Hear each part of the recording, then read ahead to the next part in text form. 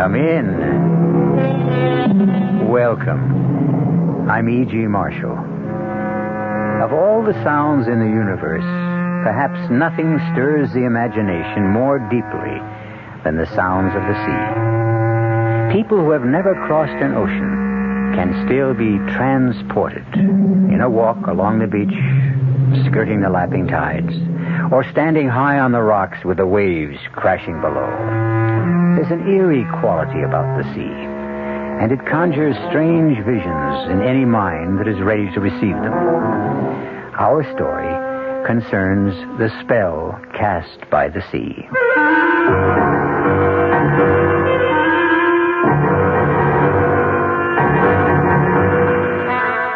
Our mystery drama, What Happened to Mrs. Forbush, was written especially for the Mystery Theater by Elizabeth Pennell and stars Patricia Wheel and Gordon Gould. It is sponsored in part by Buick Motor Division and Anheuser-Busch Incorporated, Brewers of Budweiser. I'll be back shortly with Act One. Excuse me, madam. Oh, I'm in an awful hurry. I just wonder if you could answer a simple question for me. So do I. The question is this. What happens this time of year? Oh, that's easy. The kids get home from camp. Goodbye. Nope. What do you mean, nope? Nope. I mean, I should know when my kids get home from camp. Well, the answer I had in mind was a tad more general in scope. Well, I gave my answer. Let's hear yours. You know, I'm glad you asked. Are you? You see, what happens this time of year is that Buick dealers are giving particularly great deals on all their 74 Buicks. For a family woman such as yourself, I think a neat little Apollo would be just the ticket. It's small, economical, but surprisingly roomy. And it's a Buick, so it's really quite elegant. You don't say. Uh-huh. Now, isn't that good news? Yes. I mean, that you can get such a nifty deal on such a nifty small To be car. sure it is, yes. To be sure. By the way, where do your kids go to camp? Guam. It's a small island in the South Pacific. Guam.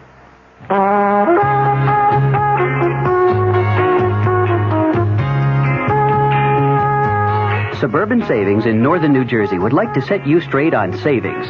Straight off, Suburban offers you the highest interest allowed by law, a big 7.90% effective annual yield on Suburban's 7.50% savings certificates. And Suburban guarantees it from 4 to 10 years. Minimum $2,500. Federal regulations allow premature withdrawals on savings certificates, provided prescribed federal penalties are adhered to. Of course, Suburban also has a whole selection of other savings plans that keep your savings headed in the right direction, straight up. Why not head straight over to your nearest Suburban Savings office, conveniently located in Bayonne, Edgewater, Elmwood Park, Emerson, Hackettstown, Morris Plains, Nutley, Paramus, Sparta, and Wayne, and let them set you straight on savings.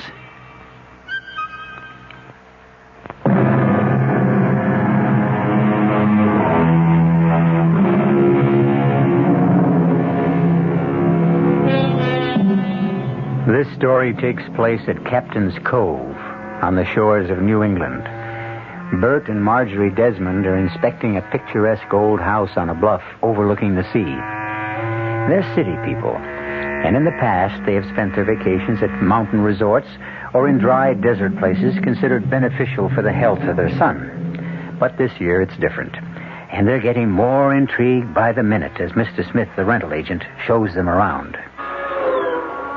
Oh, Bert, the view and the window seat. I haven't seen one like this since my grandmother's house when I was a child. I'm more interested in all these carved pieces over here. What do you call this stuff? Scrimshaw. Oh, yes.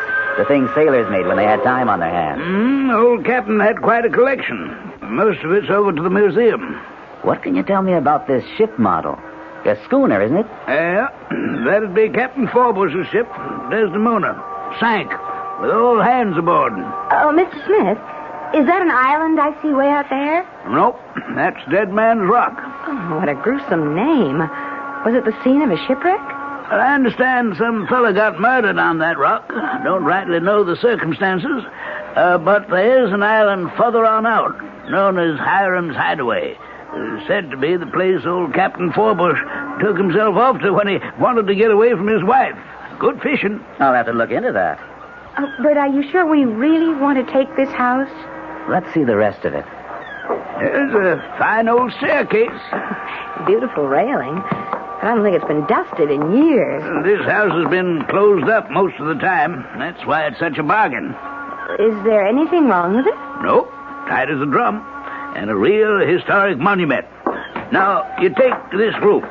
Oh, it's wonderful. I've never slept in a four-poster bed. Oh, boy, it's a big one, too. And this door leads to a veranda. Oh, my. This porch goes all the way around the house. It always does in a captain's place of residence. A trademark, you might say. Well, sure. This is what you call a widow's walk. No doubt Miss Forbush did her share of pacing when the captain was away. Well, no pacing for me, thank you. My husband has a desk job. What do you think, Bert? About the house? Yes. In a strange way, I've fallen in love with it. But I'm wondering... Wonder no more. We're going right into that room I already call my study and sign a lease for the summer.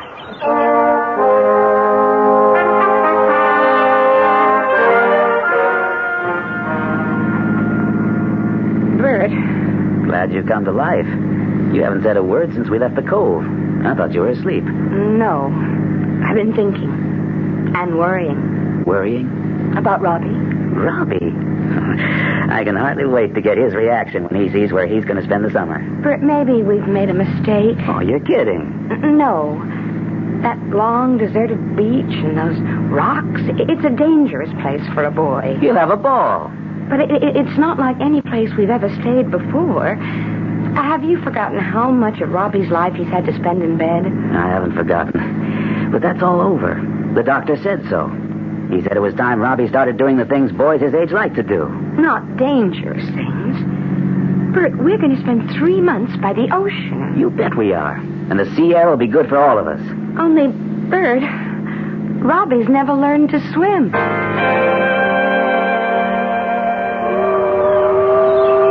Well, Robbie, what do you think of it? Oh, man.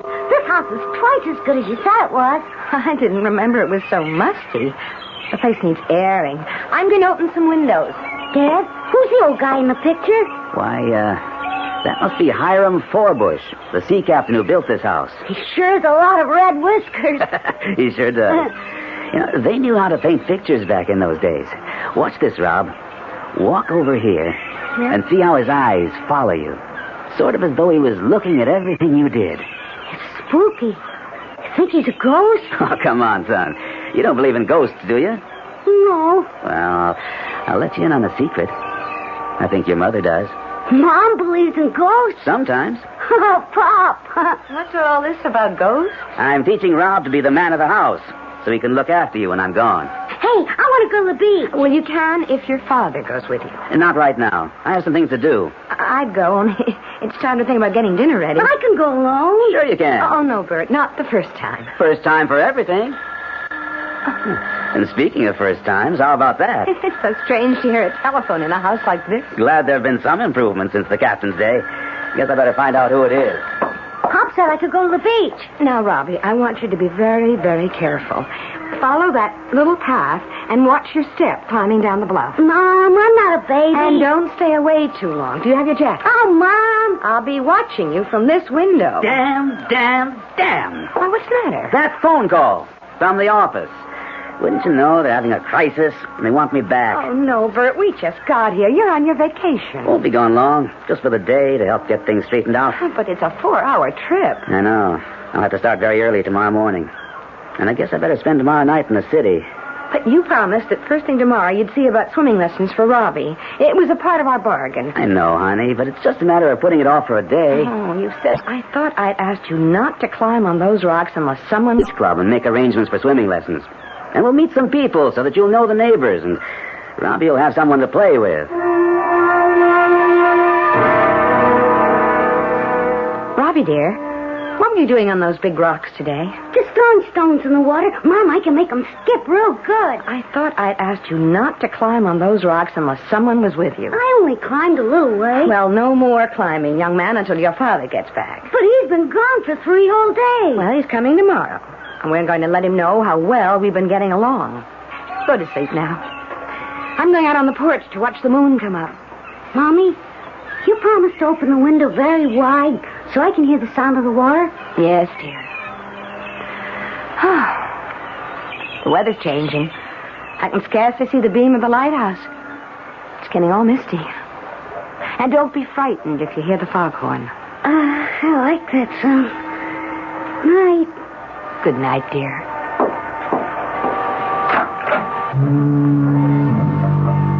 Good evening. Is someone there? I always stroll the veranda on a foggy evening. Well, there is someone. Who are you? I am Lavinia Forbush, and I presume you are the lady who is staying in my house? Why, I guess it was your house. Only I'm staying here now. My name is Marjorie Desmond. Didn't they tell you, Mrs. Desmond, that I never left this house? It belongs to me. Belongs to you, Mrs. Forbush. Now it belongs to a man who lives in Boston. Ah, he thinks he owns it. No one will ever take my place in this house. Come, let's walk this way. Ah, the fog is creeping over Dead Man's Rock. Just the way it was that night. No, I'm getting rather cold. I think I'll go inside. Poor soul, you need a fine shawl like mine to keep you warm. It looks like a lovely old paisley. Won't you come inside where it's warm? We could have a cup of tea. No, indeed, Mrs. Desmond. I only set foot in my house when it becomes necessary to get something I want. I'll stay right here where I always stay, keeping my vigil. But the fog is closing in. Really, Mrs. Forbush, I must go in. Oh, how thoughtless of me. The damp night air must have chilled you to the bone. Here, let me put my shawl around your shoulders. What about you? Oh, I no longer feel the cold as I once did. My, it is grand to have a woman to talk to once more. Mrs. Desmond, my captain was a bold and adventurous man. He brought me precious gems from India, from Persia, and from China. Oh, dear Mrs. Desmond, you must not make my mistake. You must take your most cherished possessions and leave my house. Oh, but I have no jewels, Mrs. Forbush. Oh, dear lady, you have the greatest jewel of all, a son. How old is your boy, Mrs. Desmond? Robbie's 9.5. Just the age of my Jason. A most dangerous age. I know. I worry about him. And well, you might. What happened to me is history. And history has a way of repeating. Really, I don't think I want to... You will listen to me. Please. My Jason, oh, he was a strapping lad who helped me with the chores around the house. And when Hiram's ship was in, the boy spent hours talking to the sailors, learning how to tie knots and carve those intricate things from bone and bits of wood. My Robbie would like that. And then one day, when Jason was 9 years old, his father came to me and said, I'm taking the boy on a journey. It is time he began to learn the ways of men. Why, Bert said something like... Too soon, I said, too soon. But my Hiram was a very determined man, and when he made up his mind, there was no stopping him. It's only a short journey, he told me. We are taking the Desdemona to the Caribbees, and Jason will go with me. I watched through the spyglass until the ship was far enough at sea to hoist the big sail which caught the wind. You do know what happened, don't you, Mrs. Desmond? Don't tell me any more. I must, if you would save your boy. Late that evening, the fog closed in the way it has now. And then began the long days and the lonely nights. Where is your son, Mrs. Desmond?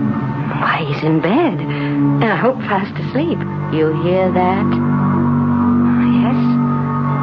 Foghorn is a lonely sound. It's a lonely sound for women like you and me. When we've lost... Stop trying to frighten me. There's still plenty of time. For what? To take your son away from here. Take him away and guard him with your life. A foghorn is a lonely sound. And a ghost-ridden house by the sea is an unsettling place for a woman who is worried about her son. Perhaps in the light of day, when her husband returns, Marjorie will be able to shake her fears. On the other hand, suppose Mrs. Forbush is really trying to tell her something. We'll find out more shortly when I return with Act 2. There's nothing wrong with drinking Budweiser sip by sip, is there? Well, the brewers of Budweiser think there's a better way. Sipping's fine if you're drinking wine. But Bud is the king of beers, a hearty drink. Look, rinse a 10 or 12-ounce glass with cold water. Then open a can or bottle of Bud and pour it right down the middle so it kicks up a good head of foam. Now, take a big drink and then swallow big. No sips. That's how it should be done. More taste, more beer drinking enjoyment. Thanks to exclusive Beechwood aging, Budweiser has a smoothness that lets it go down especially easy. Sure, it's an expensive way to brew beer, but brewing beer right does make a difference. That's why, when you say Budweiser, you've said it all. Anheuser-Busch, St. Louis.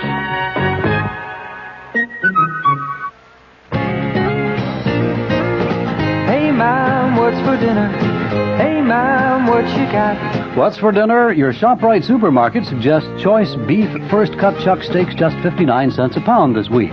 Save 2 on smoked ham, shank portion 69 cents a pound, butt portion 79 a pound. For a quick meal, try Swanson's Frozen Hungry Man dinners, just 99 cents each. For dessert, ShopRite's produce department is featuring fresh honeydew melons, 79 cents each. They're great topped with ice cream. There's a lot more for a little less at ShopRite, so stop in soon. She loves the family. She wants the best. She does all that she can do. She lets ShopRite do the rest. Hey, Ma, what's for dinner? ShopRite has the answer. This is WOR New York, your Mystery Theater station.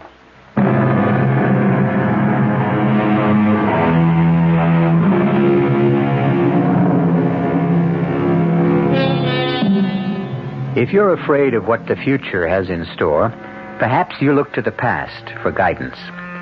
But Marjorie Desmond has had a strange encounter with the past, which only bolsters the fears she already has for her son. Is it possible that a ghostly presence from a former time can prevent or promote an impending disaster? Marjorie's husband has returned from his business trip, and we'll soon find out how he feels about what's going on. Bert, it's so good to have you back. Way longer than I expected. But I've only been gone a few days. Same old thing. You should be used to it by now. But this time it was different. I mean, this place... Well, now, tell me what you and Robbie have been up to. Bert, I want to show you something. Hey, where did you get that paisley shawl? I like it. So do I. It has such nice mellow colors. Where did you find it? In the old captain's sea chest? No. It was given to me. Well, that's a nice gift. Who's been around while I was gone? You're not going to believe this. Well, let me guess. It was given to you, only it wasn't really a present. You had to pay some enormous sum for it, and now you're afraid to tell me how much it cost. No, Bert. And I know you won't believe me. I won't believe you if you say Captain Forbush came to the door and said, "My dear Mrs. Desmond, please let me in. I've returned from a long and tiresome journey, and it would please me very much if you would cook up some bacon and eggs." No, Bert. It wasn't Captain Forbush. I'm happy to hear that. It was Mrs. Forbush. What? You're going to laugh. I know you won't understand, and I didn't either, only it happened. For heaven's sake, Marge, what happened? It was a foggy night. You sure? Spooks always come out on foggy nights. Now tell me, where did you really get that shawl? I got it from Mrs. Forbush. Let's not play games. I'm tired. She was there, She Bert. was where? On the widow's Oh, ball. cut it out. I talked to her, and she told me what happened to her husband. Sure. Mr. Smith told us that. The captain was lost at sea. But Jason... Oh, who in heck is Jason? Their son. Marge, will you please talk sense? Now, where did you get that shawl? I told you from Mrs. Forbush last night when we had a long talk. Now, I've heard everything. Okay, it's a joke. And I do think it's pretty funny. We're living in a haunted house, so let's enjoy it. If you don't want to tell me where you found that thing, okay, I'll play your game. At least until tomorrow. Don't you want to hear what she had to say? I don't want to hear any more of this crazy story. Come to bed. And tomorrow we'll have a great big laugh over this whole thing. And maybe you'll remember where you really found that shawl.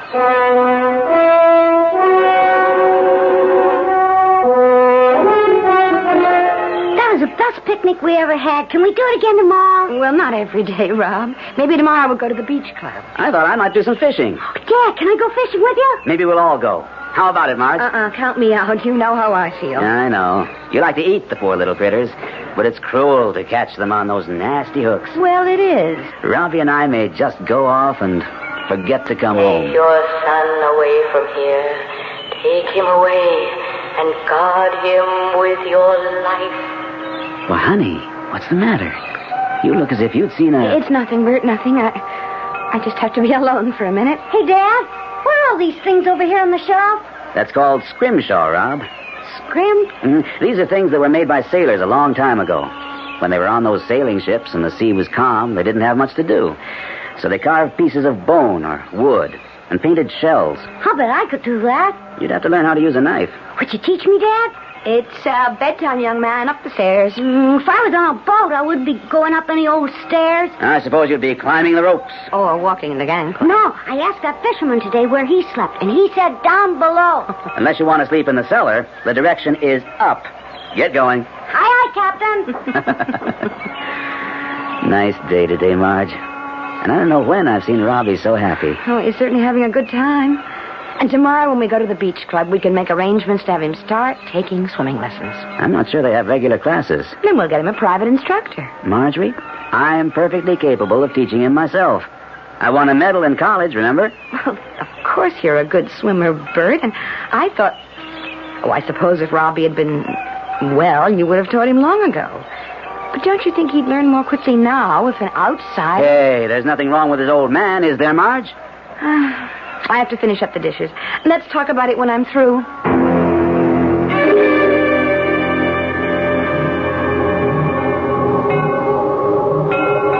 Robbie? Don't be frightened. I want to talk to you. Thank you. No, I'm the lady who lives here. My name is Mrs. Forbush. Say, do you know the man with the red whiskers? He is my husband. And maybe you could tell me about that boat on the shelf downstairs and all those other things. That ship was one of the proudest vessels to sail the seven seas, and Captain Forbush himself made that model. Do you think it would sink if I tried to sail it? Oh, you must never, never try. Oh, my dad won't let me even touch that boat with the sails. But I can play with the other things. You know, the bones and the shells. I know. And I brought you one that was a favorite of my son. He was just about your age. Now, do you have a candle I can light? There is one over there in the bureau, but I could just turn on this light. No need to waste electricity. I never had it in this house. That doesn't look like a match to me. A tinder box. Best thing in the world for striking a light. There. Now, Robbie, what do you think of this?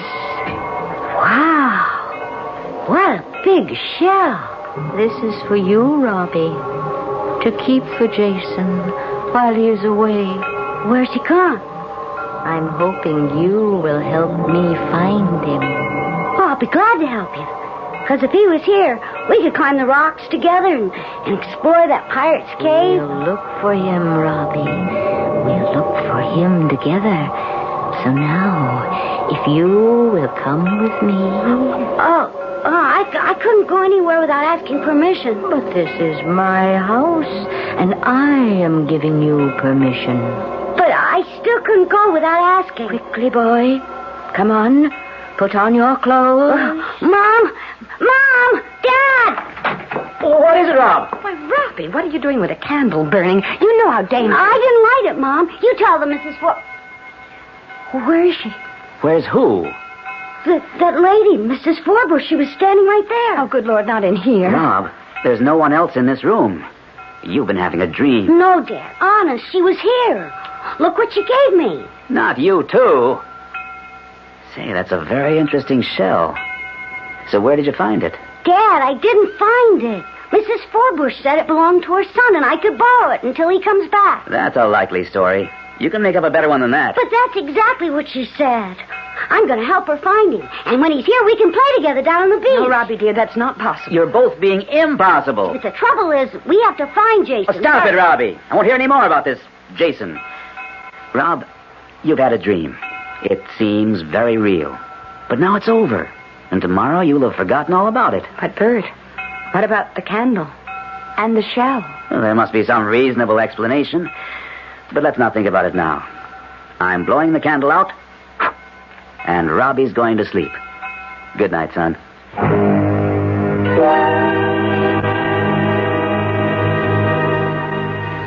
You've been playing a joke on me, and I'll admit it's been a good one. You were very clever to get Robbie to go along with you. And I must say, he played his part well. But I can think of better games for a boy his age. This was no game, Bert. You didn't coach him to put on that act? Of course I didn't.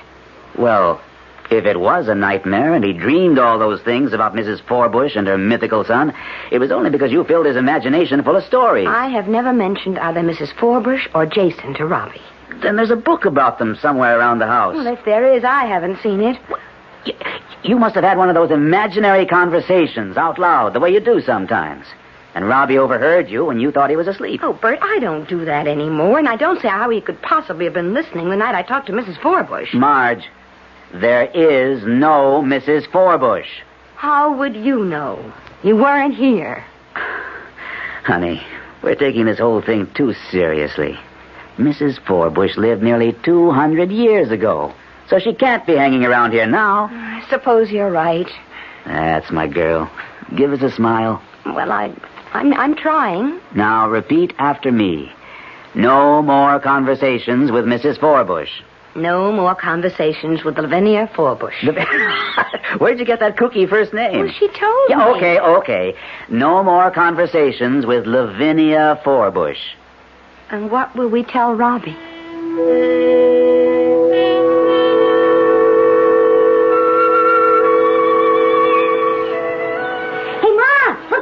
Bought me. He's teaching me how to catch fish. Oh, well, it looks as though you bought out the store. But did you get my groceries? Yep. Groceries are all right here. But hold off on the steak. We just may come back with something very special for the frying pan. Look, Mom, my very own rod. Did you ever see one of these? This is a reel. Yes, dear. It looks like a very nice reel. Where will you use it? Down at the wharf? Nope. We're going to get Rob off to a really good start. I've rented a boat. What kind of boat? Oh, just a putt-putt. You know, one of those flat-bottom jobs with an outboard motor. But you aren't going out to sea. Sure. Well, look at it, Marge. Smooth as glass. What do you know about the tides and the currents? Marge, we aren't planning a trip to China. Where are you going? To that island. It's so clear today, you can see it from here. Don't you worry about a thing. See? I bought him a life jacket, and he's going to wear it every minute of the time. We promise, don't we, Rob? Sure, Pop. Promise me you won't go far? I told you, we're only going out to that island. When Mr. Smith said the fishing is good. What did he say the island's called? Hiram's Hideaway. Oh, yeah. Sorry I asked. Have a good time. If you stand on the porch with the binoculars, you can watch us most of the way.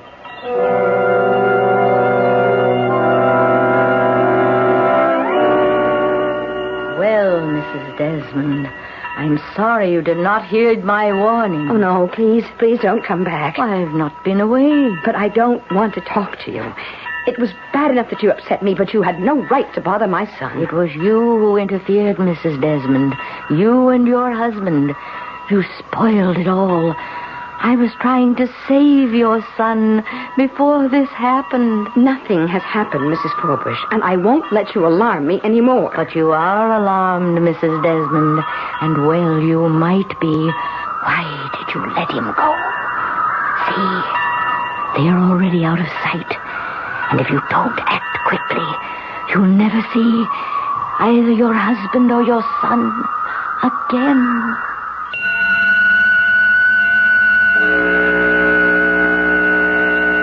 This time it seems more likely that the predictions of the ghostly Mrs. Forbush may come true. Marjorie is a worrier, but after all, Bert is not a seasoned sailor, and Robbie can't swim. No, they're not setting off for China, but they are tempting fate. And it's too late to turn back now.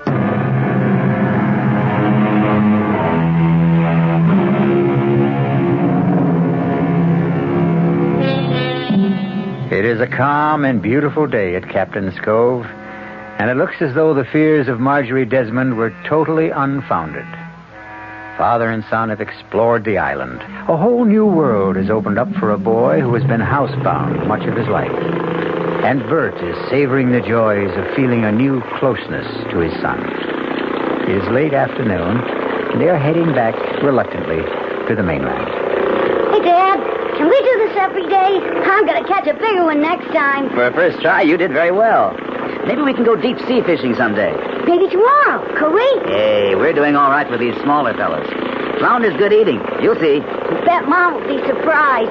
We caught 1, 2, 3, 4. Hey, Dad, remember what you promised about that rock? Oh, it's late, Rob. I think we better not. But you promised, Dad. Honest, it'll only take a minute. Well, I'm not sure I can get right up to the rock. The water's starting to get a bit choppy. Where was it you saw that piece of driftwood you wanted? Up there, see? Looks just like a couple of deer's horns. Otherwise known as antlers. Only I'm going to turn it into whatever that other word is. Brim, you know. Hey, stop the boat, Dad. It's right up there. I can't just stop the boat, Rob. There's no place to anchor. I could almost reach it if I stood on the seat. Get down, young man. Now, what did I tell you? There's a tricky tide around here. He'll come back some other time. Oh, but Dad, that piece of wood will be gone. Sometimes the waves go all over those rocks. I'll never find a piece like that one. Oh. I'll try again. It's calmer over on this side. Slow down some more, Dad. But there's no way to come in. Like that flat place on the rock. You slow way down and then I'll jump off and get it. Is your life jacket on tight? Sure, Dad. Okay, then.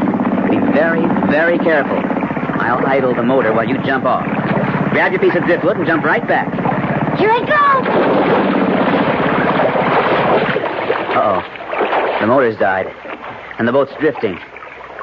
You stay right there, Rob, while I get it started.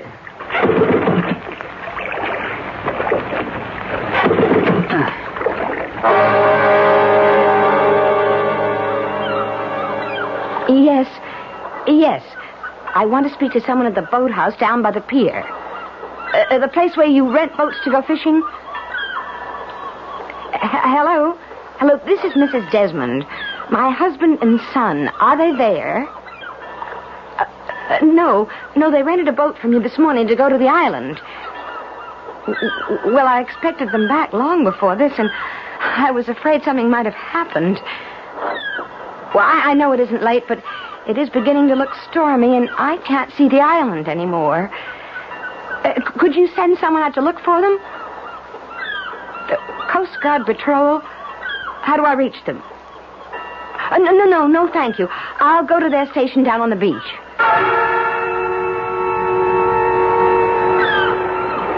No use going to the Coast Guard station, Mrs. Desmond. They've taken the cutter and gone in the other direction. But Bert and Rob, I'm afraid they're in trouble. They are in trouble, Mrs. Desmond. Out by Dead Man's Rock. Then we must send someone after them. No one to send, unless we do it ourselves. How can we? I've done it before, and if the two of us pull together... What are you talking about? The rowboat over there. Can you handle an oar? Well, once I knew how to row. I'm not sure that I... Hurry, Mrs. Desmond, before the storm sets in. I'm aboard. Well, an old boatway. It's half full of water. No time to be choosy. You fit this oar in the lock while I shove off with the other one. There's a hole in the bottom of this boat, Mrs. Forbush. This is madness. We'll never make it. Pull, Mrs. Desmond. Pull. The sea is getting rough. Aye, a storm is brewing. We must turn back. Too late, Mrs. Desmond.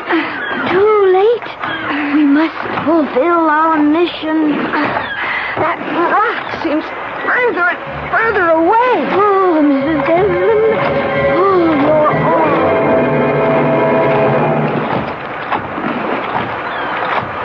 It's no use, Mrs. Forbush. We're going to sink. Stay away from that warning bell. The boat is sinking, Mrs. Forbush. It's going straight to the bottom. We'll have to swim for it. Swim for the buoy. Save yourself, Mrs. Denson. I don't know how to swim. I've got hold of it. Mrs. Forbush. Mrs. Forbush. Help! Help!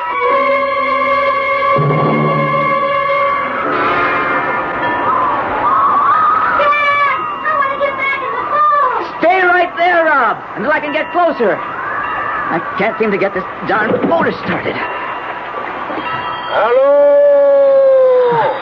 Hello! Who are you? Hiram Forbush, at your service. Captain Forbush? Are you in difficulty? Can't seem to get this stupid motor started. Give me wind and sails any time. But they're not going to help me now. My son and I... Is your boy over yonder? Yes. I should never have let him off on the rock. Dead Man's Rock's a dangerous place to be. But one of my men will get him. I'll be very grateful for anything you can do. We have to get home. Couldn't you put us ashore in a rowboat? Can't spare the men to take down a long boat. And my only rowboat was most rotted away. So I left it back on the beach. Oh, there must be some way.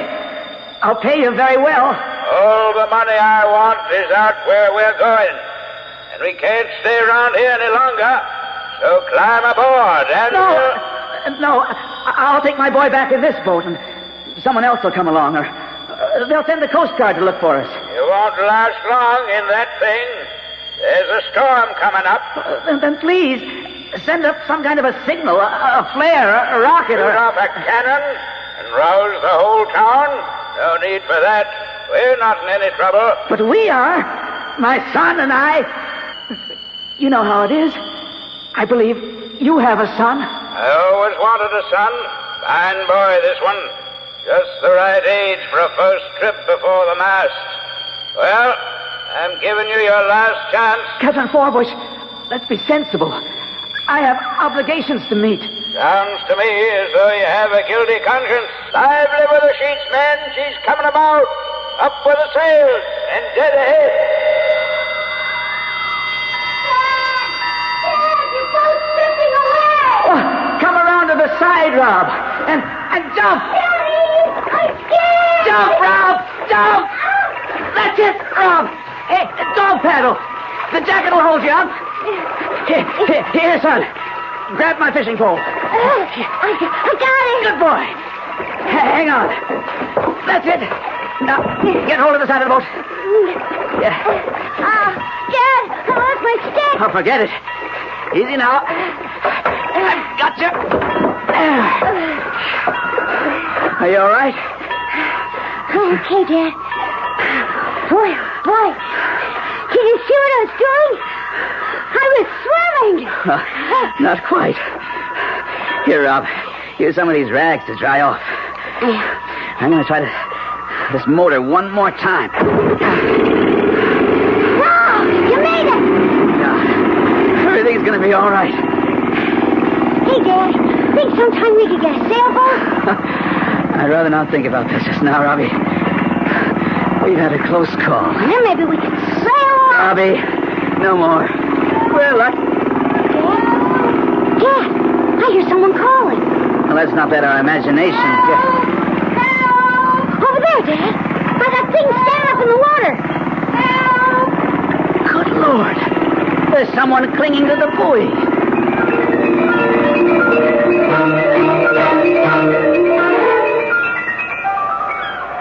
Marge, are you warm enough?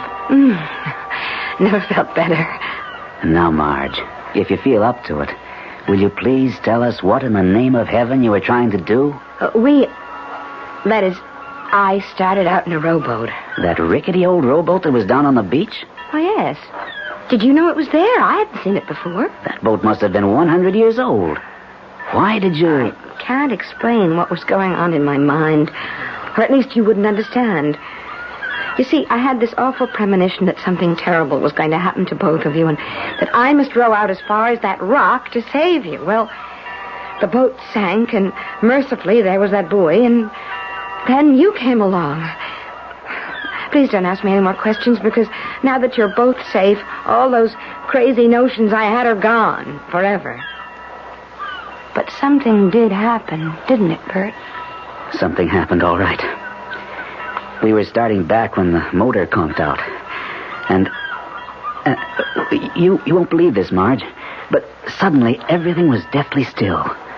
And out of nowhere came this big old ship, like the one in the model over there. That's right, isn't it, Rob? Oh, Dad. And over the rail leaned that face with the cold blue eyes and the bristling red beard. None other than Captain Hiram Forbush. Oh, you're being mean, Bert, but I guess I deserve this. Go on. You don't believe me, do you, Marge? But I tell you, there he was, big as life. I begged him to take us back to shore, but he said he was heading for the Caribbees. He had Robbie up on the deck while I was trying to start the motor. And then that sailing ship started to take off. And I looked up, and that's when I yelled to Robbie to jump. Hey, Dad, that's the best story I ever heard. Now can I tell Mom what really happened? What really happened? You see, Mom, it was like this. I saw this piece of wood like antlers on that big rock. And I wanted to make something out of it. You know, some of that scrim stuff. And I begged Dad to let me get it. So he slowed down the boat and I jumped off. Oh, that was dangerous, Rob. Well, it would have been all right, except the motor conked out and the boat was drifting away. So I had to jump in the water, or I'd still be on that rock. And, oh, Mom, I was scared. But I almost swam. A swimming lesson for you tomorrow, Robbie. I promise. Mom? You tell me something, please? Yes, dear. What happened to Mrs. Forbush? Robbie, why do you ask a question like that? I've been worried about her. She drowned, didn't she? Yes, Robbie. She drowned. But that was a long, long time ago.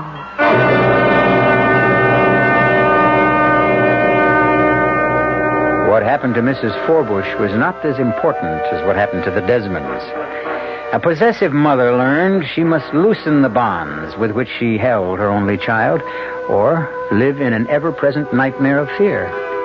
And a self-centered father discovered that if he neglected his wife and son, he ran the risk of losing them. Such lessons are learned and sometimes forgotten in strange and frightening ways.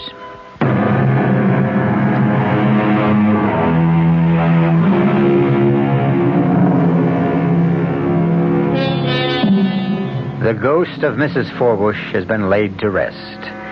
But the captain, since no trace of his ship was ever found, you may see the Desdemona sometime off in the mists on a foggy day. The sights and sounds of the restless ocean stir something deep within the soul. There are countless tales to be told of the sea.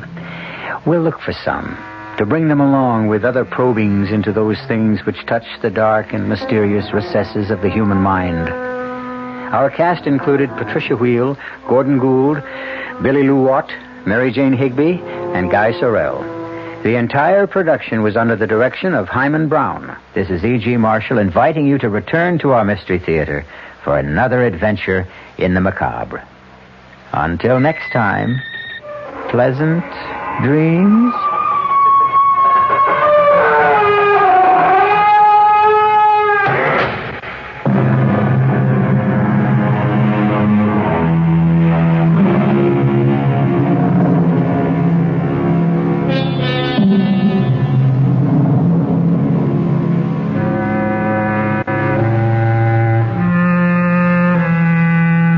WR Mystery Theater has been brought to you by ShopRite Supermarkets, where you get a lot more for a little less, and by Suburban Savings, with offices throughout North Jersey. The preceding Mystery Theater program is furnished by the CBS Radio Network. I'm Fulton Lewis in the Mutual Broadcasting System studios in Washington, D.C. Now, my commentary. President Ford, carrying through with an idea that he unveiled only days after he took over the presidency, today officially offered judicial forgiveness to thousands of Vietnam-era draft dodgers and deserters. Forgiveness on one condition: namely that they reaffirm their allegiance to the United States and work for up to 24 months in public service jobs to really underscore that allegiance. The amnesty program became effective immediately today when the president signed a proclamation and 2 executive orders during a brief nationally broadcast appearance in the White House Cabinet Room. Under that program, draft evaders and military deserters who have not been convicted or punished can turn themselves in before next January 31st, reaffirm their allegiance to the nation, and agree to spend up to 2 years in approved public service jobs, such as hospital orderly. The length of service, the president explained, could be reduced for mitigating circumstances. For men already convicted or punished for desertion or draft evasion, the president established a 9-member clemency board to review their cases as equitably and as impartially as is humanly possible. Just to ensure that the cases will be heard with a very sympathetic ear, the president appointed Charles Goodell, the former Republican senator from New York, and probably the most outspoken of all Republican critics of U.S. involvement in the Vietnam War, as the new chairman of the new Clemency Review Board. A second member of the board, the Reverend Theodore Hesburgh, has spoken out in favor of unconditional amnesty, and thus will be a second sympathetic listener to clemency appeals. He is, of course, the president of Notre Dame University, and like Goodell, he was a very ardent critic of U.S. Vietnam policy. Men now in prison will have their cases reviewed first, and officials said that their confinement would be suspended as soon as possible. The president explained that in dealing with amnesty, he was following the precedents set by other presidents who faced similar post-war situations. He specifically mentioned Abraham Lincoln and Harry Truman, a Republican and a Democrat. The president added, quote, "My objective of making future penalties fit the seriousness of each individual's offense and of mitigating punishment already meted out in a spirit of equity has proved an immensely hard and complicated matter, even more difficult than I knew it would be." He recalled his own words in announcing back on August 19th that he would give the men involved a chance to, as he said then, to earn their return to the mainstream of American society. With the divisive Vietnam War over for more than a year, the president said, "I was determined then as now to do everything in my power to bind up the nation's wounds." You may be interested in some of the technical aspects of the amnesty order that was issued today by President Ford. Returning draft evaders will be required to report to U.S. attorneys within 15 days after they arrive back on American soil, while deserters will have to report to military commanders within that same grace period. Attorney General William Saxby said that he estimates that 2,500 draft resistors are going to take advantage of the conditional amnesty offer, and he said a larger number of deserters will also do so. Questioned by newsmen as he left a congressional hearing, Saxby said that the president's plan goes right down the line with recommendations submitted by both the Justice and the Defense Departments. Congressional reaction to the president's announcement was pretty mixed. Senate Republican Whip Robert Griffin of Michigan hailed the president's decision as a courageous, compassionate move, while House Republican leader John Rhodes of Arizona said that it should have broad support on Capitol Hill. Among the Democrats, House Speaker Carl Albert said that he is accepting the president's leadership, but he added, quote, "I don't know what he is going to do." Senate Majority Leader Mike Mansfield said that he will give full support to the program, but Alabama Democrat Senator James Allen seemed to be critical, saying that the action is going to be unfair to those who did serve in Vietnam. Senator Allen's view seemed to be the view of spokesman for some of the nation's veterans organizations. John Stang, the commander-in-chief of the Veterans of Foreign Wars, said here in Washington today that the president's action does a gross injustice to those who did serve honorably, those who died and received wounds, and those who were for so long imprisoned. Stang said that the veterans do not want revenge. He said all we ask for is justice. The president's program provides amnesty in exchange for the up to 2 years of alternative duty in public service jobs. Stang took issue with the idea of those public service jobs. He said, "Why provide jobs for those who would not serve in Vietnam when the unemployment rate for the young Vietnam veterans is now over 10%. William Houck, the national adjutant of the American Legion, said that the president's plan violates the principles for which millions served their country honorably. Thousands died in combat, and thousands more were wounded. Bus Mills, the executive director of the National League of Families of American Prisoners and Missing in Action in Southeast Asia, was equally unhappy about the president's announcement today, saying, "We are completely bewildered and disillusioned." He complained that the president announced his amnesty program before he announced any plans to obtain an acceptable accounting for the 1,300 U.S. servicemen that are still unaccounted for in Southeast Asia. On the other side of the coin, Mary Ramberg of the Mississippi chapter of the American Civil Liberties Union said that those who evaded service have committed no crimes, and yet the justice they're getting is really a mock trial outside the judicial system. Stephen Wayne Trim, a former Chatham, New York resident now living in Hamilton, Ontario, fled to Canada in 1969 after an appeals court refused to overturn his conviction on draft evasion charges. Trim, who sought exemption as a conscientious objector, was charged with bail jumping when he fled north. He said today that President Ford's plan leaves too many questions unanswered. He added, "I would have to be assured, even if I may get amnesty for the initial conviction, that I will have immunity from the bail jumping charges." As for the job program, Trim said, "It depends on the work. I have nothing against humanitarian work if it is truly humanitarian, but who knows yet what it is precisely going to be."